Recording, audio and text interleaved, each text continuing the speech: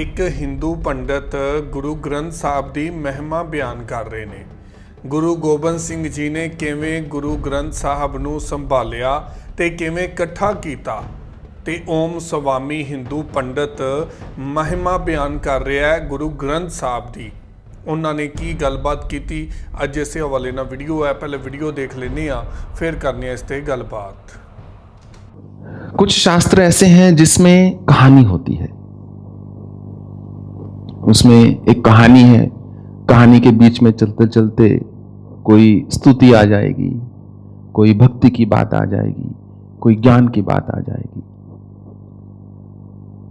कुछ ऐसे शास्त्र हैं जिसमें केवल एक कहानी है। अधिकतर पुराण जो हैं उनमें कोई ना कोई कहानी है, परंतु कहानी के साथ साथ कुछ कुछ बताया गया है जो हो सकता है टाइमलेस हो सकता है ना हो सकता है आज के युग में उस चीज की कुछ इफेक्टिवनेस हो सकता है ना हो। परंतु एक ऐसा शास्त्र है जो केवल भक्ति भाव और ज्ञान से ओतप्रोत है। उसमें कोई कहानी नहीं, उसमें कहानी ना होकर वाणी है। जो सिद्ध पुरुष हुए, जो श्रेष्ठ भक्त हुए, उनकी वाणी को एक जगह एकत्रित कर दिया गया। इस पूरे प्रक्रिया को कई 100 वर्ष लगे और उसका नाम रख दिया गया श्री गुरु ग्रंथ साहिब।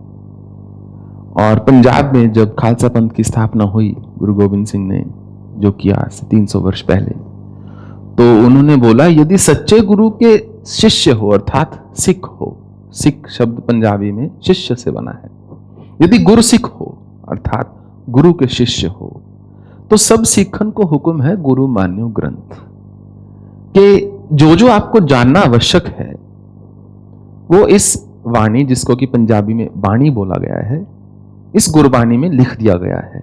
इसके बाद आपको किसी गुरु की खोज में जाने की आवश्यकता नहीं, क्योंकि वो परंपरा चली आ रही थी 10 एनलाइटेंड बीइंग्स की।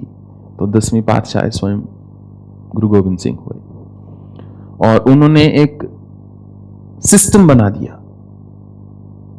क्योंकि जब गुरु नानक देव जी आए तो वो चाहते तो अपने बेटों को भी गद्दी दे सकते थे, परंतु गुरु नानक देव एक ऐसी विभूति थे जो बहुत रेयर ऐसी विभूति पृथ्वी पर उतरती है 1-2 हजार साल में एक आधी बार। तो उन्होंने देखा ये धर्म संगत नहीं है कि केवल मेरा परिवार है इसलिए मैं उनको आगे गद्दी दे दूं, ये उचित नहीं है। इसके चलते उन्होंने जो गद्दी है, जो अगले गुरु जो उनके श्रेष्ठ भक्त थे उनको दी। अब आपने पूछा कि उस जो बाणी है गुरबाणी में, उसमें जब गाया जाता है उसको हम बोलते हैं शब्द, या पंजाबी में शब्द। तो वो जो हमने गाया था वो एक शब्द था। गुरु ग्रंथ साहिब में जो 10 गुरुओं की बाणी है, उसके अतिरिक्त भक्तों की बाणी है, उसमें कबीर है, फरीद है इत्यादि। जो मांगे ठाकुर अपने दे, सोई सोई देवे, कि जो भी मैंने उस भगवान से मांगा सब कुछ उन्होंने मुझे दे दिया।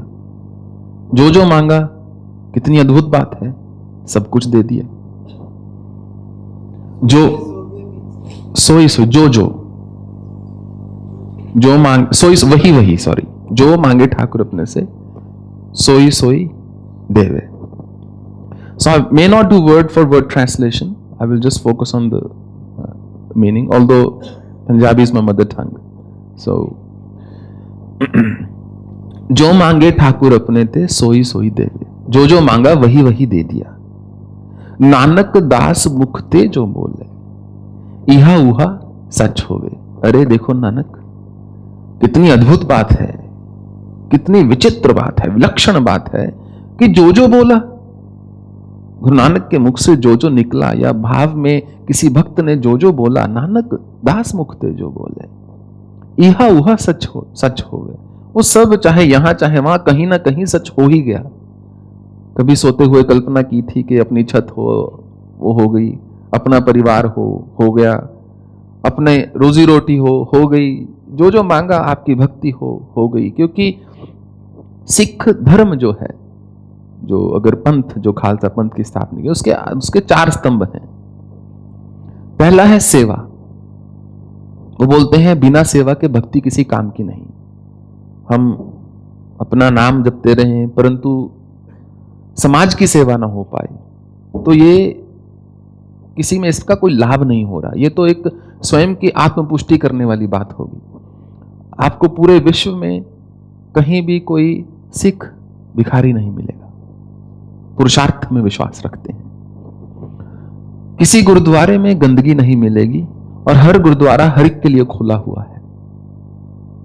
कोई भी व्यक्ति जा सकता है, माथा टेक सकता है। हर गुरुद्वारे में प्रसाद दिया जाता है, लंगर दिया जाता है, जो वहां पर भक्तजन ही इकट्ठा होकर बनाते हैं। बल्कि गुरुद्वारा ऐसी जगह है, आप जाएंगे आपको विश्वास नहीं होगा, भारत देश में इतने साफ होते हैं। जब मैं बड़ा हो रहा था, हमारे स्कूल के पास दुख निवारण साहिब गुरुद्वारा था पटियाला में, तो वहां बहुत ज्यादा जाते थे। हालांकि हमारा मूल जाने का कारण होता था वहां कड़ाह प्रसाद खाना है, जिसको पंजाब में छकना है, प्रसाद छकना है। तो 4 स्तंभ हैं। पहला सेवा, और वास्तव में ही हम अगर यही आश्रम पंजाब में होता ना, इसकी रूपरेखा कुछ और ही होती, इसका नक्शा कुछ और ही होता। कितने पंजाबी लोग जो मेरे पास आते हैं, विशेष रूप से जो सिख धर्म को बिलोंग करते हैं, उनकी अधिकतर 70% ऑफ द टाइम बस एक ही निवेदन होता है। बोलते हैं स्वामी जी सेवा से दूर मत कीजिएगा, कि बस अपनी सेवा में रखिएगा, हमको और कुछ नहीं चाहिए।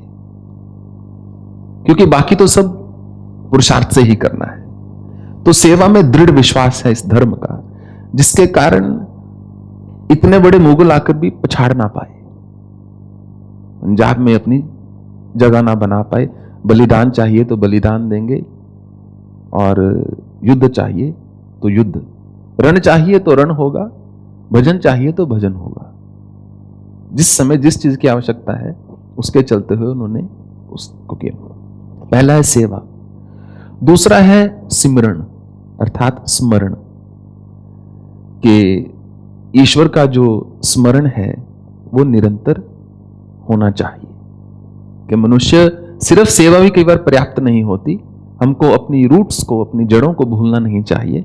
उसके चलते हुए हमको प्रतिदिन थोड़ा सा स्मरण जो है ईश्वर का करना चाहिए। सेवा, सिमरण, और वैसे 3 ही है, चौथा मैंने बना दिया। तीसरा है नित्य नेम, कि हर जो गुरसिख है सच्चा, उसको अमृत वेला में, जिसको कि हम सुबह का ब्रह्म मुहूर्त बोलते हैं, उठकर अपना पाठ दिन उससे शुरू करना चाहिए। वैसे ये 2A 2B हो गया, पर मैंने 2nd 3rd कर दिया। एंड 4th इज हुक्म, के कहते सोचे सोचना होइए जे सोचे लाख बार। इंसान तो लाखों चीजें सोचता है, लाखों बार सोचता है, सोचने से ना चीजें पूरी होने लगी, फिर तो पृथ्वी कब की नष्ट होली होती। तो हुक्म नाम की भी एक चीज है, कि जो वो निरंकार है। गुरु नानक देव की खोज थी कि ईश्वर निरंकार है, अर्थात निराकार है, कि वो सबके भीतर बसता है, निराकार है। यदि आप गुरु ग्रंथ साहिब पढ़ेंगे तो आप देखेंगे उसमें इतना अधिक द्वैत की भक्ति भी है, अद्वैत की भक्ति भी है। इतना अधिक राम, कृष्ण, ठाकुर, हरि, शिव का नाम आता है, और अद्वैत की भक्ति भी है, कि फॉर्म भी है, नहीं भी है। परंतु गुरु नानक देव जब नदी में उतर गए थे और जब वापिस आए कुछ दिनों के बाद, जब वो निकले, सबने सोचा कि कहां गए। वो बहुत प्रिय थे, सब उनसे बहुत प्रेम करते थे रावलपिंडी में। तो सबने कहा, अरे हमारे दिल के टुकड़े थे नानक, हमारी जान थे, जिनके चरणों को देखकर हम अपना दिन बिताते थे, दिन आरंभ करते। कहां चले गए गुरु नानक, कहां चले गए ऐसे गुरु नानक। जब गुरु नानक देव निकले नदी से बाहर, तो उन्होंने बोला, मुझे प्राप्ति हो गई है, मैं ईश्वर के दरवाजे से होकर आ रहा हूं, मैंने ईश्वर को देख लिया है। तो एक ओंकार सतनाम, एक ही है वो, प्रणव है, ओंकार है। तो ये उनके पहले मुखारविंद से निकले हुए वचन थे। तो हुक्म उन्होंने बोला बहुत बड़ी चीज होती है, जिसको कि हम भाग्य बोल सकते हैं, या परंतु सिख धर्म में हुक्म ले लिया गया कि जो गुरु का हुक्म हो गया। और 11वें गुरु गुरु ग्रंथ साहिब ही हो गए, उनको लिविंग गुरु माना जाता है। तो जो उसमें लिखा है, नाम भी निकालना होता है तो एक पन्ना पलटा जाता है, जो पहला अक्षर आ गया उसी से आपका नाम होगा। जन्म भी है तो उसी गुरु ग्रंथ साहब की बानी में से पढ़ा जाएगा। अनंत कार, वो जो विवाह है अनंत कारज, वो भी उसी में से होगा, मृत्यु का भी उसी में से है। उन्होंने बोले जब गुरु ने बोल ही दिया तो फिर रह ही क्या गया, तो उसके अतिरिक्त कुछ और ना रहा। तो नानक दास मुख थे जो बोले इहा उहा सच होवे, कि कमाल हो गई। मैंने तो ना जाने अपने बालकपन में क्या क्या इच्छाएं व्यक्त कर दी, वो ईश्वर इतना दयाल, उसने सब इच्छाएं मेरी पूरी कर दी। चतुर्दिशा कीनो बल अपना, सिर ऊपर कर तार्यो।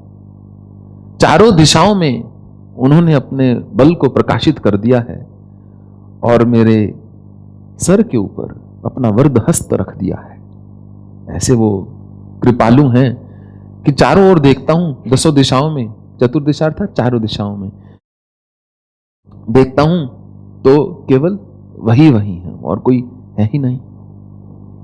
और जो सर्वत्र है, जो चहुं दिशाओं में आ चुका है, दसों दिशाओं में है, जब उसी ने मेरे सर पे हाथ रख दिया, अब मुझे किस बात का भय। चतुर्दिशा कीनो बल अपना, सिर ऊपर कर तार्यो। कृपा कटाक्ष अवलोकन कीनो, दास का दुख बिदार्यो। कृपा शब्द जो है संस्कृत का, उसको पंजाबी में कृपा बोला जाता है। तो अर्जुन ने बोला था भगवान से कि मैं कृपन्न भाव में हो गया हूं, इसलिए मुझे कुछ समझ नहीं आ रहा। कृपन्न अर्थात मैं मूढ़ हो चुका हूं, मुझे अज्ञानता आ चुकी है। पृच्छामि त्वाम धर्म समूढ़ चेता, मैं मूढ़ हूं इसलिए आपसे पूछ रहा हूं। कार्पण्य दोषोपत स्वा पृच्छामि त्वाम धर्म समूढ़, मुझे कार्पण्यता का दोष लग गया है। तो सिख धर्म में 5 क में से एक क है कृपाण, जिसको पंजाबी में कृपाण। तो कृपन्नता को जो काटती है मनुष्य के, वो कृपाण है। और गुरु गोविंद सिंह ने बोला कि ये कलयुग है, हर बार बात से बात नहीं होगी, कई बार वार से ही बात होगी। तो यदि सच्चे गुरु के सिख हो तो कृपाण अपने पास रखना, कड़ा, कृपाण, केश इत्यादि। तो जो कृपा का पात्र है और जो कृपाण रखता है वो गुरुसिख हो गया। वो तो कृपा कटाक्ष अर्थात मर्सीफुल ग्लैंस, आपकी कृपा भरी दृष्टि ऐसी हुई, कृपा कटाक्ष अवलोकन कीनो, दास का दुख बिदार्यो।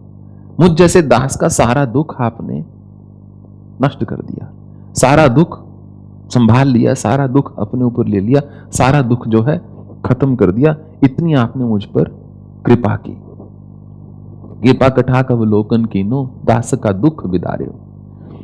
फिर है हरजन राखे गुरु गोविंद, राखे गुरु गोविंद, के हरि के जो जन हैं, जो ईश्वर के भक्त हैं, वो तो मेरे गोविंद समान, या तो गोविंद साक्षात इष्ट, या मेरे गुरु जो स्वयं गोविंद हैं, राखे गुरु गोविंद, कि वही उनका ध्यान रख सकते हैं। मनुष्य का ध्यान ज्यादा नहीं रख सकता। बलवान ही कमजोर को आश्रय दे सकता है, कमजोर को क्या आश्रय देगा। वो तो अगर जंगल में शेर आ जाए, 2 कमजोर व्यक्ति हों, किसी के पास शस्त्र ना हो, अस्त्र ना हो, वो दूसरे को यह नहीं बोलेगा तुम रुको मैं तुम्हें बचाता हूं, वो सबसे पहले खुद पेड़ पर चढ़ेगा। तो बलवान ही कमजोर को बचा सकता है, और जिसको प्रकृति बल देती है उसका यह धर्म बनता है कि वो जो क्षीण है उसको आश्रय दे। उसी से प्रकृति आगे चल रही है, उसी से हम बोलते हैं आश्रम जो है आश्रय का स्थान है।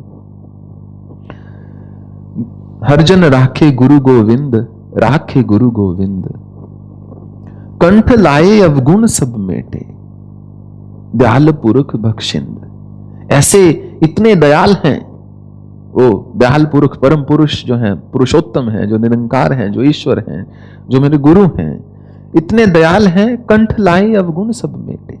मुझ नीच को उन्होंने उठाकर मेरे सारे अवगुण दूर कर दिए, मुझे एम्ब्रेस कर लिया, मुझे अपने हृदय से लगा लिया, मुझे अपने कंठ से लगा लिया। कंठ लाए अवगुण सब मेटे, दयाल पुरुष बख्शिंद। क्योंकि वो दयाल पुरुष हैं, कृपा करना उनका स्वभाव है, दया करना, करुणा दिखाना उनका स्वभाव है। तो उसके बाद जो मांगे ठाकुर अपने थे। और सबसे सुंदर बात जानते क्या है, इसमें तो आप देखिए 6 लाइनें हैं, जबकि गुरु ग्रंथ साहब के इतने पन्ने हैं, हर पन्ना में इतनी सुंदर पंक्तियां हैं। ये तो सिर्फ एक छोटा सा शब्द है, पूरा शास्त्र जो है ऐसी सुंदर बानी से भरा हुआ है।